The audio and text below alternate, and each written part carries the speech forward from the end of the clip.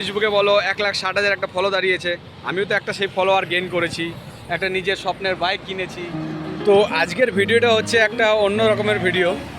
সকালবেলা ঘুম থেকে উঠে না মনটা একটু ভারী ভারী লাগছিল।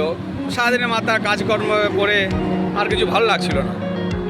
তো আগে যেখানে কাজ করতাম পুরনো জায়গা, সেই পুরনো জায়গাটা একটু দেখতে বেরোলাম। তো সেইখানে গিয়ে দেখলাম যে আগে যেরকম ছিল এখন সেরকম নেই, পরিবর্তন হয়ে গেছে। তো সেখান থেকে একটা জিনিস বুঝতে পারলাম যে পরিবর্তন জিনিসটা কী। সব কিছুই পরিবর্তন হয়। আজকে আমিও পরিবর্তন হয়েছি, সেই জায়গা পরিবর্তন হয়ে গেছে। স্মৃতিগুলো শুধু মনে পড়ছে, সেই চায়ের দোকানে দাঁড়াই, বসে একটু আড্ডা মারি, সেই কাকুটাকে দেখি।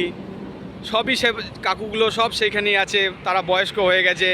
যে সেলুনে চুল কাটতাম সেই সেলুনের লোকটাও দেখি বয়স্ক হয়ে গেছে।